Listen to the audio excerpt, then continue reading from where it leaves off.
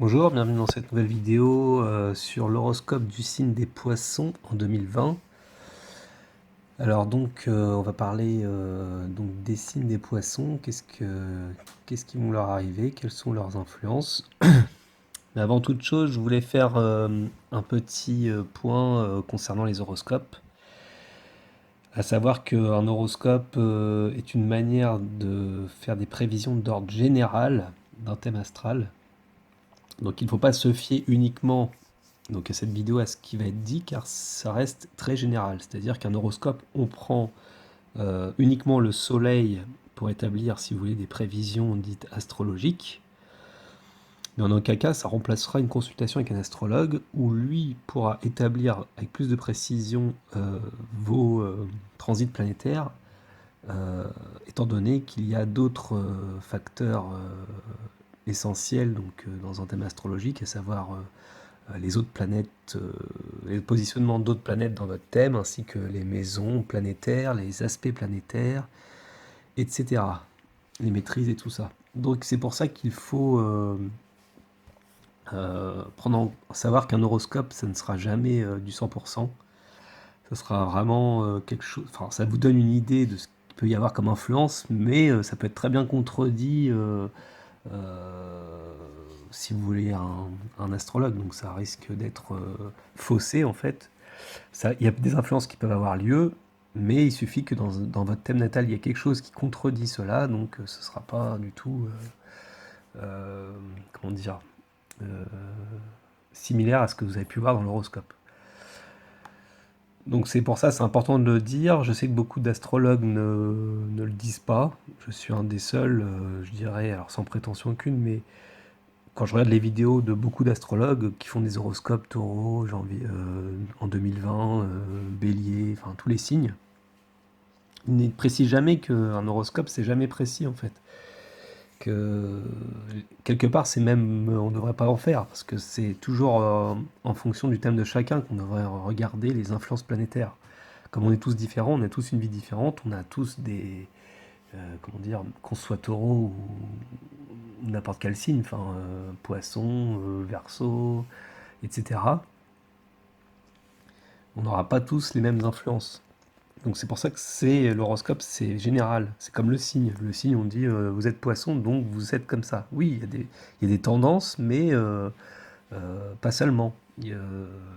Tous les poissons ne se reconnaîtront pas dans toute la description d'un poisson. Il y a des points où ils vont être peut-être plus ou moins d'accord, mais d'autres non. C'est pour ça que l'astrologie est assez complexe et qu'il faut toujours regarder le thème astrologique qui est vraiment la base de travail pour après établir des transits planétaires ou des comparaisons de thèmes, ce qu'on appelle des synastries ou autres. Donc voilà, donc ce petit point étant fait, je passe donc à l'horoscope. Alors un horoscope se traduit comme ceci. Alors on prend les planètes essentiellement lentes. On peut prendre aussi les rapides, mais ça a moins d'impact si vous voulez durant l'année. Là, si on regarde pour l'année, donc en toile de fond, ce qui va jouer surtout, c'est les planètes lentes. Donc il y a juste ce Mars qui est une planète rapide que j'ai rajouté en haut à droite en rouge là. Mais la plupart du temps, et les nœuds lunaires aussi, les axes karmiques, c'est important.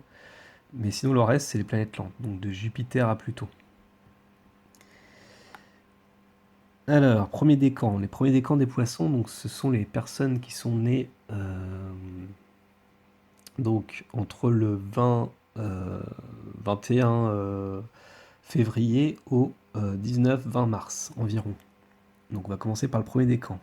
Et ensuite je ferai le deuxième et troisième décan. Donc les signes des poissons en restant en bleu là avec les deux poissons en violet reliés par un fil. C'est le symbole du poisson. Donc ici je l'ai mis en surbrillance. Alors, durant l'année 2020, donc toute l'année 2020, vous allez avoir un type premier décan des poissons, un Uranus qui est actuellement dans le taureau, qui sera sextile à votre soleil. Donc là j'ai entouré Uranus en bleu ciel. Il est dans le signe du taureau en jaune et en vert. Et là j'ai mis un trait bleu, c'est ce qu'on appelle un sextile, c'est un aspect de 60 degrés. avec votre soleil. Le soleil n'est pas représenté car j'ai mis que les planètes actuelles dans le ciel. Il faut imaginer que votre soleil, quand vous êtes né, il est toujours à cette place-là. Donc c'est pour ça que les planètes qui transitent ont certaines influences par rapport à votre soleil. Donc là, Uranus sextile soleil, toute l'année 2020. Qu'est-ce que ça fait? Ça vous donne, natif fruit des camps des poissons, un sentiment d'être beaucoup plus libéré, comment dire, un peu original, un peu décalé. Vous vous sentez, comment dire, indépendant, et vous le vivez bien. Vous avez plus de liberté d'agir, vous pouvez avoir plus de, comment dire, d'idées novatrices, vous sentir assez, voilà, vous êtes épanoui. Alors épanoui c'est que Jupiter, mais vous êtes libéré si vous voulez. Vous sentez, vous avez, voilà, vous avez envie de sortir un peu des sentiers battus, d'être un peu différent de la norme. Vous exprimez un peu facilement votre singularité quelque part. Donc c'est positif, donc vous pouvez l'utiliser vraiment à merveille. Alors Uranus est dans le signe du Taureau depuis mai 2018, donc vous l'avez senti depuis un moment. Donc on dit qu'il est en chute en Taureau, donc il n'est pas trop à l'aise. Donc c'est pas non plus voilà un côté vraiment voilà top, mais quelque part avec ce sextile, voilà, on sent un côté, on a des nouvelles idées, on a envie de faire des choses qui sortent un peu de l'ordinaire et ça se passe bien, on va dire, en général. Ça peut être aussi avec les hommes, hein. Le soleil représente l'homme, le mari, ou enfin l'homme en général, si vous voulez. Ça peut être le père, ça peut être plein de choses. Donc il peut y avoir des relations un peu aussi différentes de la norme par rapport à ces gens-là. Donc voilà ce qu'on peut dire pour l'instant. Alors, ensuite, nous voyons Jupiter. Donc Jupiter en haut là, entouré, donc il est dans le signe du Capricorne, il est conjoint au nœud sud et il forme un sextile, donc un petit trait bleu, encore une fois, avec votre soleil. Donc du 1er janvier au 19 janvier, il sera effectif cet aspect. Et là, ça vous apporte en effet ce que je vous avais dit, l'épanouissement. Donc en fait, c'est en même temps, hein. Début janvier, vous aurez donc déjà toute l'année Uranus plus le sextile à Jupiter. Donc l'épanouissement à travers du sérieux en Capricorne, du travail, ça peut être dans plein de domaines. Alors pour avoir les domaines en question, parce que c'est vrai que ça reste un peu vague, il faut que j'ai votre thème astrologique. Donc si Jupiter tombe dans la maison 2, ça sera au niveau des finances. Si Jupiter tombe dans la maison 4, ça sera au niveau familial, au foyer. Vous vous sentirez épanoui beaucoup plus à ce niveau-là. Si c'est dans la maison 7, c'est dans le couple. Si c'est dans la maison 9, c'est au travers d'idées spirituelles, la philosophie ou bien même les voyages, si vous voyagez. Voilà, ça peut être plein de choses, ça peut être au travail, maison 10, voilà. C'est pour ça que c'est important d'avoir votre thème astrologique. Alors, le nœud sud, la conjonction avec le nœud sud que j'ai marqué, donc c'est un aspect karmique, c'est-à-dire qu'il y a un certain épanouissement, mais en même temps, voilà, c'est de la facilité qu'on peut avoir, et le but de l'existence de cette incarnation, c'est d'aller vers le nœud nord. Alors actuellement, le nœud nord est en cancer, donc c'est développer l'intuition, développer l'émotionnel, on va dire plutôt. L'intuition, c'est donc le poisson, c'est vrai que vous êtes un être souvent intuitif, signe d'eau, en bleu, mais en cancer, c'est vrai que là, c'est beaucoup plus l'émotionnel. Avec Jupiter en Capricorne, on est plutôt dans le sérieux, on retient ses émotions, on est dans le côté, voilà, il faut travailler. Donc, on s'épanouit dans ces domaines-là, mais il faut faire attention de ne pas oublier l'émotionnel, car ça peut faire, voilà, quelque part comment dire, pas des épreuves, mais des petites dettes karmiques. Donc attention de ne pas oublier l'émotionnel. Voilà, c'est un petit conseil. Après, c'est un peu vague, hein. C'est sûr que là, je peux pas trop détailler. Si j'avais les maisons, ce serait un peu plus précis, mais là, je les ai pas malheureusement. Pour ça, il faut me consulter ou un autre astrologue. Alors, ensuite, alors, on reste sur le nœud nord. Donc le nœud nord, il est bien en cancer. Il forme néanmoins un trigone avec votre soleil. Donc j'ai dit un sextile avec votre Jupiter, le sud, mais il y a quand même le trigone avec le soleil. Donc c'est vrai que c'est une facilité pour vous d'aller quand même vers cet émotionnel, vers ce côté sensitif, ce côté cancer, quoi. L'émotion, la mémoire aussi en cancer. Les souvenirs, les choses comme ça. Donc voilà, donc c'est plutôt positif, on va dire, en général, par rapport à votre soleil, bien sûr. Après, il faut regarder toutes les planètes, dans quel domaine ça tombe, si c'est pas contredit par d'autres aspects dans votre thème, etc. Ensuite, nous voyons la planète Mars. Mars, ça peut être de l'action. Mars rentre dans le Sagittaire dès le début d'année, donc du 4 au 19 janvier, il formera ce qu'on appelle un carré, c'est un aspect de 90 degrés avec votre Soleil en Poisson, donc un aspect plutôt négatif, donc un aspect plutôt conflictuel. Bon, après, c'est pas forcément grave, mais voilà, l'énergie de Mars est un peu mal maîtrisée, donc on se sent beaucoup plus à fleur de peau, on peut être un peu énervé, colérique. Donc attention là de pas trop s'emporter, car Mars en Sagittaire, alors ça peut être pour des idéaux en Sagittaire, hein, c'est le philosophe, ça peut être pour des voyages aussi, des questions de déplacement et des problèmes.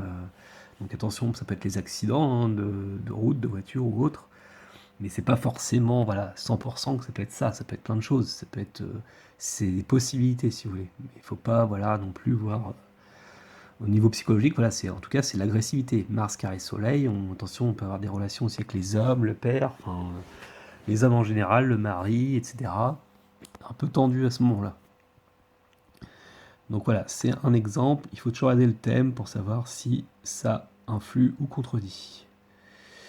Ensuite, Mars va continuer sa course. Il sera en Capricorne du 17 février au 3 mars, conjoint au nœud sud, encore une fois, comme avec Jupiter, sextile à votre Soleil. Donc là, c'est positif. Là, Mars sera plutôt bien utilisé avec votre Soleil. Donc l'ego est mis au service, l'énergie est mis au service de l'ego. Donc on a envie d'être batailleur, d'avoir du dynamisme, d'être impulsif. On est beaucoup plus énergique, enfin un peu plus en tout cas. Enfin, après, si vous l'êtes déjà, bah, tant mieux. Ça rajoute comment dire, de l'efficacité, si vous voulez. Donc en plus en exaltation dans le Capricorne, dans le Capricorne il se trouve très bien, donc on dit que la planète en exaltation, elle exprime tout son potentiel au maximum. Conjoint le nœud sud, donc encore une fois il y a un aspect un peu karmique qui peut y ressortir, mais bon voilà, c'est pas forcément négatif. S'il y a un bon aspect, on va pas en dire du négatif, mais pouvoir revivre des choses voilà, qui vous a semblé faciles, dues souvent à une vie antérieure. Hein. Le nœud sud c'est les vies antérieures, et le nord c'est en face c'est ce qu'on doit développer dans la vie actuelle. Ensuite, Mars passe en Verseau, il n'y a pas d'aspect particulier. Et ensuite en Poisson, du 14 au 29 mai. Et là, il est conjoint à votre Soleil. Donc encore une fois, s'il n'y a pas d'autres mauvais aspects, il n'y a pas de difficulté particulière, il n'y a pas d'agressivité. Mais s'il est en bon aspect, bah là, en tout cas, ce qui ressort un peu essentiellement, c'est voilà, du dynamisme. Encore une fois, volonté de faire avancer les choses. Alors en Poisson, c'est chez vous, c'est souvent pour une cause humanitaire, ça peut être pour une cause par rapport à comment dire, un idéal, si vous voulez, quelque part. Hein. Mars en Poisson, on agit en fonction de son intuition. Donc chez vous, là, ça sera l'intuition est mise à profit. Donc là, vous pouvez vraiment utiliser Mars à ce moment-là pour arriver à ce que vous voulez faire. Donc voilà pour le premier décan des poissons. Maintenant, je vais passer au deuxième décan. Donc les natifs nés. Alors, le premier décan, je me suis trompé, c'était 21 mars enfin 21 février au 30 février. Et là, on a au 28 février, pardon, parce qu'il n'y a que 28 jours en février. Et là, on est du 1er au 10 mars environ. Natif deuxième décan. Donc, alors, quelles sont les influences que vous allez avoir natif deuxième décan? Donc, ce qui ressort essentiellement, c'est Neptune. Neptune, elle est chez vous depuis 2012 environ. Et c'est la planète du poisson, c'est votre planète maîtresse. Donc, vraiment, là, c'est vraiment bien chez vous. C'est positif, alors en tout cas en bon aspect. En tout cas, là, il y a des bons aspects qui ressortent. Neptune conjoint Soleil, c'est voilà, c'est l'intuition, l'idéalisme, le côté vraiment en contact avec un peu, pas l'au-delà, mais avec des forces un peu qui nous dépassent, si vous voulez. Donc on a vraiment de l'intuition en fait qui est développée à ce moment-là. Donc déjà le signe des poissons est en général un signe réputé pour être quelqu'un de très sensitif, très intuitif, qui a beaucoup d'intuition. Conjoint avec Neptune, et ben là ça rajoute de l'intuition, donc quelque part vous êtes vraiment en osmose avec votre entourage, votre univers, enfin on va dire votre zone, votre bulle, quoi, votre zone de confort. Hein. Le poisson il aime bien être dans sa bulle, donc vous sentez vraiment en adéquation parfaite avec l'univers qui vous entoure. Alors après voilà, il y a pas sur tous les domaines forcément, hein, mais il faut voir dans quel domaine tombe justement ce Neptune. Hein. S'il est dans la maison 12, bah alors là c'est vraiment dans le côté spirituel. Si dans la maison 5, ça va être au niveau affectif, ou avec les enfants, la créativité, les amours, etc. Donc c'est pour ça que là, je peux pas vraiment détailler, encore une fois, au niveau euh, personnel, mais en tout cas au niveau psychologique, ce qui ressort des énergies, c'est vraiment l'intuition. Donc là, vraiment bien toute l'année, hein. 2020, vous êtes très intuitif, donc faites marcher votre intuition, faites ce que vous avez envie, ce que le cœur vous dit de faire, hein, que le soleil, et ça se passera comme sur des roulettes, entre guillemets. Donc après, toujours voir le reste du thème, le reste des aspects. Donc justement, on va regarder ensuite qu'est-ce qu'il y a. Bah justement, il y a Jupiter en Capricorne qui sera conjoint donc au nœud sud sextile à votre Soleil. Alors Jupiter, c'est le second maître des Poissons en astrologie, hein. Il y a Neptune, mais aussi Jupiter.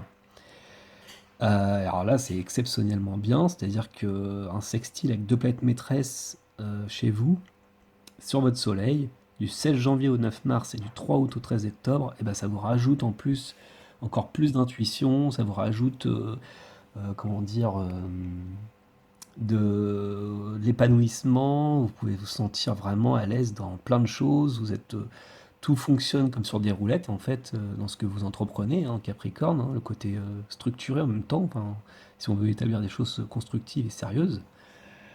Euh, donc c'est très positif. Là franchement, là Poisson, en tout cas par rapport à cet aspect qu'on voit, c'est très bien pour vous. Natif second décan. Ensuite, on continue. On voit la planète Mars. Mars, donc, elle est en Sagittaire et elle forme un carré, donc un petit trait rouge là, avec Neptune, Soleil. Donc on imagine que le Soleil il est à la même place que Neptune. Donc Mars, carré, Neptune, Soleil, du 19 janvier au 3 février. Là, par contre, c'est un peu plus conflictuel. Donc Mars, carré, Soleil, c'est l'agressivité, c'est l'énervement, l'emballement. Et il y a Neptune, donc en même temps, c'est le coup d'épée dans l'eau, c'est les désillusions. Alors on veut agir, mais on agit mal. On veut faire des choses, mais on s'embrouille, hein. En Poisson, c'est un peu les défauts. On peut s'embrouiller, on peut être abstrait. Enfin, en plus en Sagittaire, un signe un peu abstrait aussi, un signe jupitérien comme le signe des Poissons.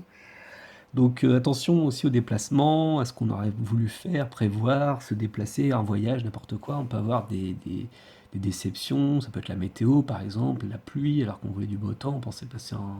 Bon, c'est sûr que peut-être dans cette période-là, après ça, enfin, c'est un détail, hein, ça peut être... enfin c'est tout simplement le coup d'épée dans l'eau. Mars carré Neptune, c'est on agit, mais tous les efforts qu'on a voulu faire pour porter ne portent pas ses fruits si vous voulez. C'est tous ces efforts pour rien, on se bat un peu contre des moulins à vent. Et soleil, du coup, bah, ça vous touche et du coup, on peut s'énerver et se sentir un peu agressif et à ce moment-là. Donc, faire attention à bien canaliser cette énergie et à prendre du recul sur tout ça. Donc ça va passer, bien heureusement. Et ensuite, Mars arrivera en Capricorne, il sera conjoint nœud sud, sextile à votre soleil, du 2 au 17 mars. Donc là, en revanche, c'est positif. Donc là, Mars, vous l'utilisez plutôt efficacement. Exaltation Capricorne, d'une manière pour arriver à vos buts, pour arriver à ce que vous voulez faire de manière sérieuse et structurée. Et en plus, vous avez de l'intuition avec Neptune. Donc Neptune, Soleil, beaucoup d'intuition, hein, comme je vous ai dit. Donc là, c'est vraiment positif. Vous pouvez utiliser cette fois-ci votre énergie de manière constructive et intuitive pour arriver à ce que à plein de choses. Après, tout dépend de votre thème. Tout dépend dans quelle maison tomberont ces planètes. On continue. Mars passe en Verseau, il n'y a pas d'aspect particulier avec votre Soleil. Ensuite, en Poisson, il sera conjoint à votre Soleil du 28 mai au 13 juin. Donc là, bah, c'est positif, encore une fois, pour l'élan, l'action, prendre des initiatives pour telle et telle chose. Alors tout dépend du domaine en question selon votre thème. Il y a une conjonction à Neptune qui est un peu large, donc je ne l'ai pas prise. Parce qu'il peut y avoir encore un peu plus d'intuition qui peut se révéler à ce moment-là. Mais bon, une conjonction, normalement, en planète transit, on prend 3-4 degrés, normalement. On resserre les orbes. Après, bon, il y a des astrologues qui le prennent. Mais moi, je dirais que là, on prend juste Mars. Donc Mars sur votre Soleil, voilà, du dynamisme, de l'action, de l'élan, très positif. Voilà pour les deuxièmes décans, donc ce que je peux dire. Donc, et enfin, bah, les troisièmes décans, donc les natifs nés du 10 mars au 19, 20, 21 mars, enfin, après voilà, ça dépend des années. Donc, alors quelles influences allez-vous avoir natif troisième décan des Poissons? Alors, voyons Saturne-Pluton en haut que j'ai entouré. Il sera sextile à votre soleil toute l'année 2020. Donc Saturne-Pluton en Capricorne. Pluton est depuis 2008 en Capricorne, il arrive à la fin de sa course jusqu'en 2024. Donc en Capricorne. Et Saturne, là, il reste une partie de l'année, il va aller en Verseau, il va revenir en Capricorne. Alors, Saturne, c'est quoi? C'est la planète de la structure, il est chez lui en Capricorne.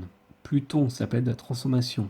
Chez vous, ça forme un sextile avec votre soleil. Donc vous allez vous sentir plus sérieux, plus profond, plus désir de faire avancer des choses. Et vous allez pouvoir y arriver efficacement, de manière constructive, avec vraiment un flair, comment dire, un côté régénérateur, un côté qui vous permet d'aller en profondeur dans les choses que vous voulez établir. Et on peut vous sentir, voilà, même avec du magnétisme, un côté sérieux et vous avez du flair, quoi. Donc l'utilisez à merveille, donc pour vous-même. N'hésitez pas à être dans le bon sens, hein, dans le côté structuré. Et voilà, bah, c'est très positif, hein. Donc toute l'année, vous allez sentir plus ou moins cette influence. Donc, parce que j'ai dit que Saturne va un peu s'en aller, mais il va revenir au cours de l'année.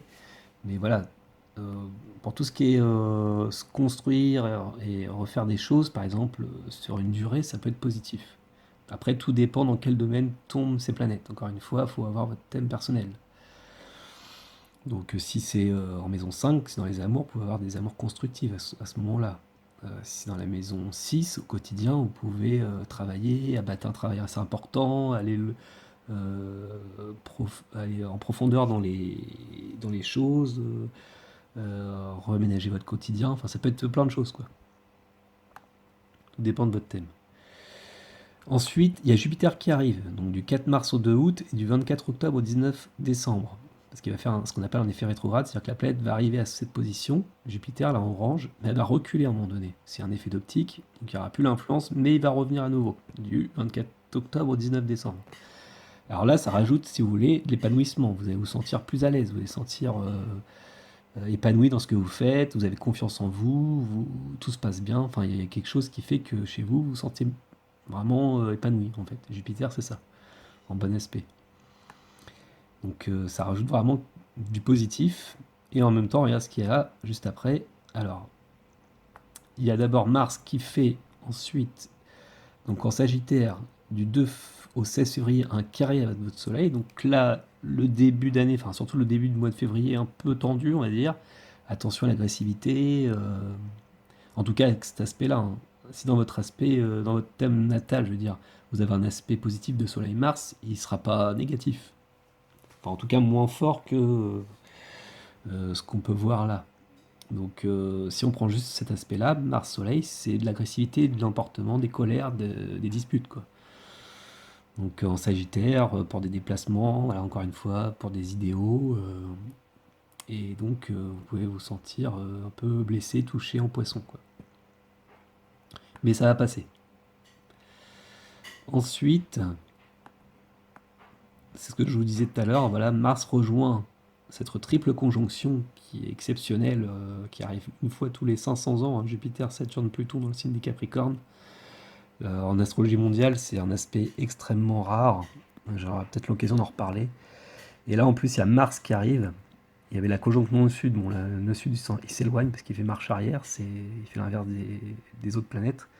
Et donc là, c'est exceptionnel. Mars, Jupiter, Saturne, Pluton sextile à votre Soleil. Vous allez vous sentir, alors, la deuxième quinzaine de mars, alors, vraiment efficace, épanoui. Vous allez vous abattre un travail. Enfin, vous voulez sentir vraiment performant, si vous voulez, hein, en Capricorne. Hein, c'est tout ce qui se construit, tout ce qu'on veut établir, évoluer. Donc, c'est vraiment très très positif. Utilisez votre énergie vraiment d'action pour abattre un travail, pour faire des choses sérieuses. Alors, ça dépend dans quel aussi, c'est pas forcément le travail, hein, parce que le Capricorne est un signe travailleur, mais en général, mais ça peut être, si ça tombe dans la maison 10, alors encore une fois, dans le travail, là, c'est sûr, mais si ça tombe dans la maison 4, bah, c'est au niveau familial, il peut y avoir voilà, du dynamisme, des choses, on s'exprime sérieusement, ou on veut, je sais pas moi, acheter quelque chose dans l'immobilier, ça se fait super bien, enfin, Si c'est dans la maison 1, bah, l'ascendant, on se sent vraiment dynamique, épanoui, on a plein d'énergie à revendre, on peut faire du sport, enfin on se sent vraiment, comment dire, bien dans sa peau, quoi, si vous voulez. Et bien, et ça, alors, tout dépend après encore une fois de votre thème. S'il y a des aspects conflictuels avec d'autres planètes, c'est sûr qu'il faudra relativiser. Mais en tout cas, quand on voit cet aspect-là, c'est vrai que c'est très positif. A priori. Et enfin, bah, Mars, il va continuer sa course en Verseau, il n'y aura une spéciale, et il va arriver en Poisson, et il sera conjoint à Neptune, conjoint au Soleil, donc encore une fois, là c'est très positif, du 13 au 28 juin, en plus il y a des sextiles avec les planètes en Capricorne, Jupiter et Pluton, donc là, action pour son idéal, on peut, n'hésitez pas à agir avec votre intuition, avec Neptune, là c'est pas le coup d'épée dans l'eau, c'est vraiment normalement positif, donc là, on peut vraiment agir de manière efficace, profonde avec Pluton. On a beaucoup d'énergie à revendre avec Jupiter. Alors Saturne il est un peu éloigné, donc on va pas le prendre, mais voilà, c'est quand même très très positif. Donc voilà, et n'hésitez pas à agir et suivre votre intuition. Ça, c'est ce qu'on peut retenir de cet aspect. Donc en plus, vous avez l'habitude de ça, vous êtes par, comment dire, c'est inné chez vous, hein, l'intuition. Donc n'hésitez pas vraiment à suivre votre intuition, quoi. Puis en général, il faut le suivre. Mais là, vous allez vraiment en avoir. Et vous pouvez vraiment vous battre pour un idéal et ça peut être vraiment positif, quoi. En tout cas, je l'espère pour vous. Donc voilà ce que je peux dire donc pour bah, l'horoscope des poissons donc, pour l'année 2020. Et ben, j'ai fait le tour de tous les signes et donc bah, je vous remercie de m'avoir écouté et je vous dis à la prochaine pour une autre vidéo, peut-être une analyse de l'astrologie, donc de ce qui va se passer au niveau mondial, hein, c'est important aussi, pour 2020. Voilà, je vous remercie, au revoir.